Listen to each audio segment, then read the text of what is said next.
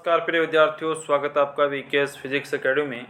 आज हम BSc BEd second year के फर्स्ट पेपर इलेक्ट्रोमैग्नेटिज्म के मोस्ट इम्पोर्टेंट क्वेश्चनों की बात करेंगे।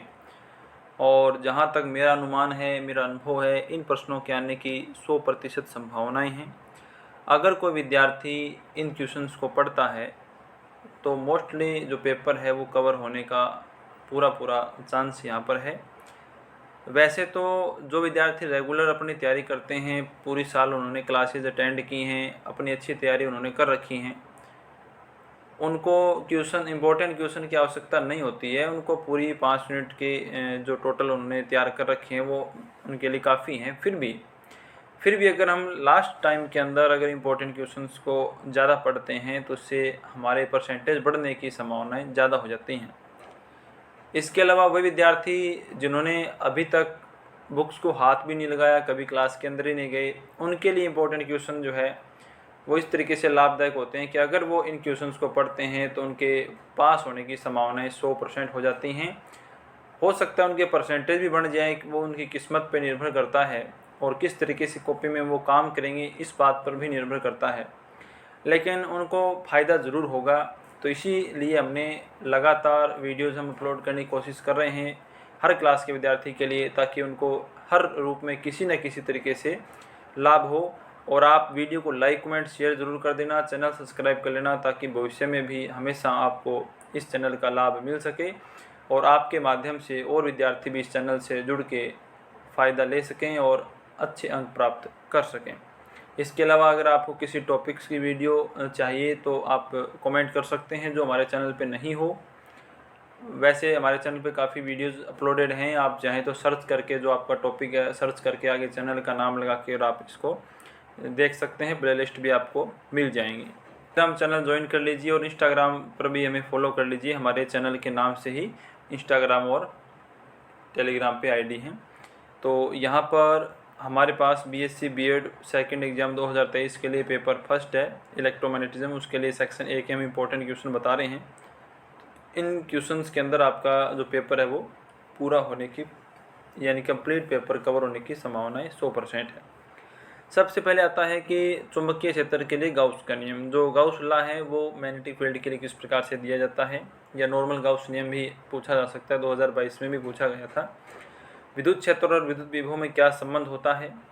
इसके अलावा एक जो रेखा समाकलन का पद होता है विद्युत क्षेत्र के लिए, रेखा समाकलन E.dl बराबर W होता है, वो भी फॉर्मूला आपसे पूछ सकते हैं। समविभव पृष्ठ क्या होता है, द्विध्रुव आघूर्ण क्या होता है, डायपोल और डायपोल मोमेंट क्या होता है, इक्विपोटेंशियल सरफेस क्या होता है, कंजर्वेटिव क्षेत्र आपका फील्ड क्या होता है, 1 इलेक्ट्रॉन वोल्ट की डेफिनेशन आपको ध्यान रखनी है, चतुर्ध्रुव क्या है, चतुर्ध्रुव आघूर्ण क्या है, वैद्युत प्रवृत्ति क्या है, परमाणविक ध्रुवणता क्या है, विस्थापन सदिश डी जो होता है उसकी डेफिनेशन क्या होती है, परावैद्युतांक डाइलेक्ट्रिक कांस्टेंट क्या होता है, आरसी और एलआर परिपथ के लिए समय नियतांक क्या होता है, प्रतिघात क्या होता है, अनुनाद रेजोनेंस क्या होता है, क्वालिटी फैक्टर विशेषता गुणांक वेरी मोस्ट इम्पोर्टेंट है।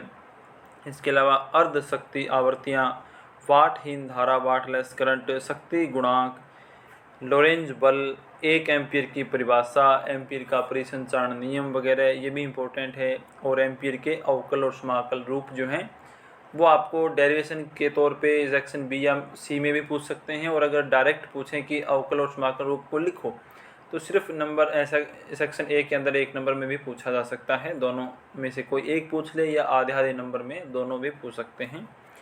इसके अलावा बोर मैग्नेटॉन क्या होता है, इसकी वैल्यू वगैरह क्या होती है, चुंबकीय आघूर्ण क्या है, कोणीय संवेग क्या होता है, चुंबकीय प्रवृत्ति क्या होती है, जायरो चुंबकीय निष्पत्ति क्या होती है। ये मैं क्वेश्चन बता रहा हूँ, टोटल 500 यूनिट के बता रहा हूँ। जो विद्यार्थी 3 या 4 यूनिट भी पढ़ना चाहता है वो अपने हिसाब से इनमें से क्वेश्चन को सिलेक्ट कर सकता है। इसके बाद बायो सावर्ट नियम का स्टेटमेंट क्या है, विक्षेप सुग्राहिता ये अपने सीआरओ के अंदर आती है, विक्षेप सुग्राहिता विक्षेप गुणक ये लास्ट यूनिट है। फिर एक चूड़ी अंतराल पिच जो है हेलिकल पाथ के अंदर होती है, इलेक्ट्रॉन गन का सिद्धांत क्या है, जायरो आवृत्ति क्या है, द्रव्यमान स्पेक्ट्रोग्राफ, वेग सेलेक्टर यानी कि वेग चयनक क्या होता है। इनको सेक्शन बी या सी में भी पूछ सकते हैं। जैसे सेक्शन बी में पूछा जाए तो इन दोनों के बारे में आपको टिप्पणी करने पूछ लें। डेढ़ नंबर के लिए दोनों को पूछ रहे हैं तो 3 नंबर का क्वेश्चन बन जाता है। और अगर नॉर्मल हमारे पास डेफिनेशन के तौर पे पूछें तो दोनों में से किसी एक को भी पूछ सकते हैं सेक्शन ए के अंदर भी। फिर हाइड्रोजन परमाणु की परमाणविक ध्रुवणता क्या होती है, ये आपको सेकंड नंबर जो यूनिट है संधारित्र वाले क्लासेस मसौटी वाले, उसके अंदर एक एग्जाम्पल मिलेगा, बिल्कुल छोटा सा। हो सकता है इसको 3 नंबर में पूछ लें, लेकिन इसका जो डेफिनेशन है, एक फॉर्मूला सा है छोटा सा, वो सेक्शन ए में पूछ लेते हैं कई बार। होल प्रभाव क्या होता है, होल इफेक्ट क्या होता है, ये जो क्वेश्चन हैं इनके अंदर सेक्शन ए आपका कवर होने की पूरी संभावनाएं बनती हैं। फिर हम बात करें सेक्शन बी में। वीडियो को शेयर जरूर कर देना, लाइक कमेंट जरूर कर देना, ताकि हमें मोटिवेशन मिले और हम लगातार आपके लिए मेहनत करके वीडियोस लेके आते रहें। तो यहाँ पर सेक्शन बी के लिए अगर हम क्वेश्चंस की बात करें तो फर्स्ट यूनिट के अंदर इलेक्ट्रॉन की चिर सम्मत त्रिज्या, क्लासिकल रेडियस ऑफ इलेक्ट्रॉन, समावेशित गोले की स्थिर वैद्युत ऊर्जा। ये समावेशित गोले की स्थिर वैद्युत ऊर्जा जो है वो सेक्शन सी में भी आ सकता है, क्योंकि ये बड़ा टॉपिक है। फिर विद्युत क्षेत्र और ये आपका जो विस्थापन सदिश डी वेक्टर है, इनके परिसीमा प्रतिबंध क्या होते हैं। पीपीसी यानी पैरेलल प्लेट कैपेसिटर, समांतर प्लेट संधारित्र की धारिता क्या होती है। अपसाइला और काई में संबंध क्या होता है, इनमें संबंध स्थापित करना।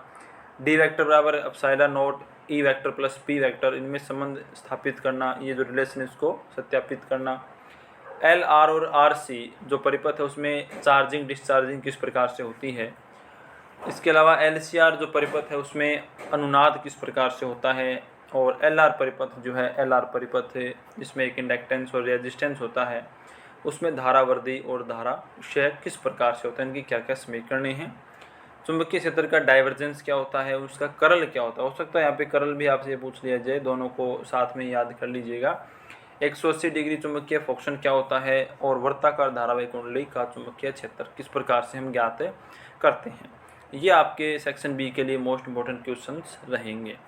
फिर हम बात करते हैं सेक्शन सी की। तो सेक्शन सी के अंदर हमारे पास यहाँ पर सबसे पहले यूनिट के अंदर आता है चतुर्ध्रुव आघूर्ण।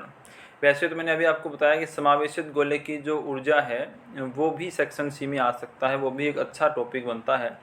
लेकिन अगर वो पिछली बार आया है तो हो सकता है अगर थोड़ा टॉपिक चेंज करना चाहें तो चतुर्ध्रुव आघूर्ण आपसे यहाँ पे पूछ लें, वरना उसको भी आप याद कीजिएगा।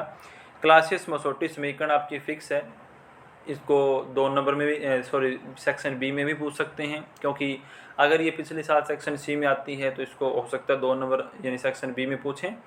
हो सकता है सेक्शन सी में वापस रिपीट भी हो जाए, क्योंकि 2 नंबर यूनिट के अंदर यही एक बड़ा क्वेश्चन 5 नंबर के अंदर बनता है। फिर एलसीआर श्रेणी परिपथ जो है वो क्या होता है, किस प्रकार से इसका जो वैल्यू फाइंड करते हैं। बायो सावर्ट नियम से चुंबकीय क्षेत्र कैसे ज्ञात किया जाता है। सीआरओ का कंप्लीट सीआरओ किस प्रकार से काम करता है, डायग्राम वगैरह सब कुछ इसमें आ जाएगा, सिद्धांत वगैरह।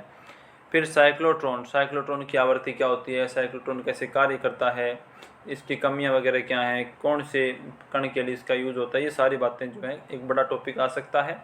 तो सेक्शन बी में भी पिछली बार आया था ये। सेक्शन बी में आए तो उसके अकॉर्डिंग मतलब 3 नंबर के अकॉर्डिंग हमें काम करना होगा, अगर सी में आए तो हमें थोड़ा ज़्यादा काम करना पड़ेगा। फिर एम्पियर नियम के अवकल और समाकलन रूपों को टोटल व्युत्पत्ति करना हमें करना होगा, सेक्शन सी में ये याद करना है। फिर जो एक्सीलेटर है उसमें रैखिक त्वरित्र है, साइक्लोट्रॉन आ गया, सीआरओ ये मोस्ट इंपॉर्टेंट है, हो सकता है आपकी बार रैखिक त्वरित्र आ जाए। और विद्युत क्षेत्र और चुंबकीय क्षेत्र जब लंबवत होते हैं तो क्या होता है, इसका पूरा जो डिटेल से हमें एक्सप्लेन करनी है। और एक होल प्रभाव जो है इसके आने की संभावनाएं भी हैं, क्योंकि अभी पिछली बार होल प्रभाव नहीं पूछा गया, लेकिन ये इंपॉर्टेंट है। होल प्रभाव जो है उसके कारण कोई न्यूमेरिकल भी हो सकता है पूछे, होल प्रभाव क्या है, होल विद्युत क्षेत्र क्या होता है। ये आपके पेपर फर्स्ट के मोस्ट इंपॉर्टेंट क्वेश्चन थे। तो वीडियो को लाइक कमेंट शेयर ज़रूर कर देना, चैनल सब्सक्राइब कर लेना, ताकि भविष्य में हमेशा और जब आप नेक्स्ट क्लास में आगे हों 3rd ईयर में 4th ईयर में, तब भी आपको हमारे चैनल की हेल्प मिलती रहे। और अगर आप पोस्ट ग्रेजुएट लेवल पे जाते हैं तो भी आपको ये चैनल हमेशा सपोर्ट करता रहेगा। इसलिए आप इस चैनल को सपोर्ट करें, सब्सक्राइब करें, शेयर करें। मिलते हैं नेक्स्ट वीडियो में। धन्यवाद।